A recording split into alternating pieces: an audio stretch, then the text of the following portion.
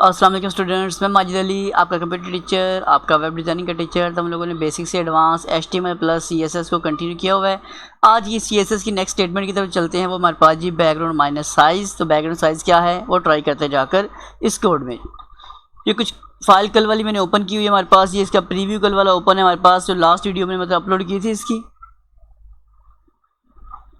और इसके साइज़ से क्या फ़र्क पड़ता है, क्या काम होता है, वो ट्राई कर लेते हैं। क्योंकि ये चीज़ें पिछले कोर्स से रिलेटेड हैं, इसलिए मुझे सारी सीरीज़ को कंटिन्यू लेके चलना पड़ रहा है एक एक स्टेप के साथ।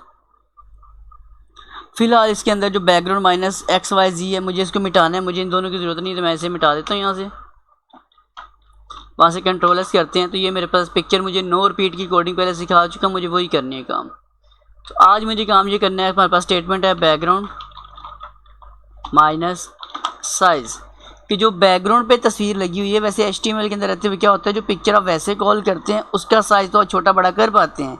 और वो भी हम इमेज टैग HTML में इस सीरीज़ में कंटिन्यू करना है। बाकी मैंने अपने पिछले 172 लेक्चर्स में हर चीज़ को डिस्कस किया हुआ है, लेकिन इस तरह अभी तक नहीं किया हुआ है एक एक सेपरेट करके हर चीज़ को। तो मैं इस तरीके से आपको ये कंटिन्यू कर रहा हूँ चीज़ों को।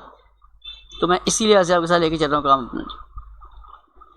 तो अब बैकग्राउंड का जो साइज़ है उसे छोटा बड़ा करना है, तो अब CSS आपको सूरत देता है ये काम करने की। तो कैसे करना है, बैकग्राउंड माइनस लिखा साइज़।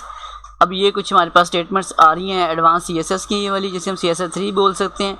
तो मैं कहता हूँ इसका साइज़ मुझे कर दें या फ़िलहाल 500 पिक्सल PX लिखना पिक्सल के लिए, विड्थ, और 500 मैंने कर दी इसकी हाइट। फ़िलहाल चेक करके देखते हैं क्या रिज़ल्ट कुछ फ़र्क पड़ता है। तो बैकग्राउंड पे लगी तस्वीर को हम लोग साइज़ दे सकते हैं, जो मैंने अभी आपको करके दिखाया।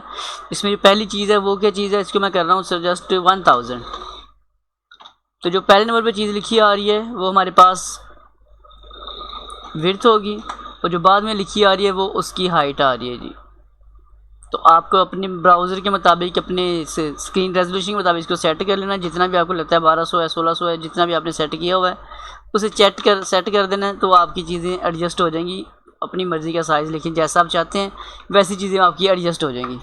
तो आई होप सो ये वाला पॉइंट आपको समझ आ गया होगा कि बैकग्राउंड के ऊपर भी अगर पिक्चर लगा के उसका साइज़ कंट्रोल करना पड़े तो CSS आपको इजाज़त देता है, जिसके लिए हमारे पास ये स्टेटमेंट है। अगर ये स्टेटमेंट समझ आ गई तो वीडियो को लाइक शेयर ज़रूर कीजिएगा। चैनल पे फर्स्ट टाइम सब्सक्राइब कर लीजिएगा। मुलाकात होती है नेक्स्ट वीडियो में। तमाम दोस्तों में जी, अल्लाह हाफिज़, बाय बाय।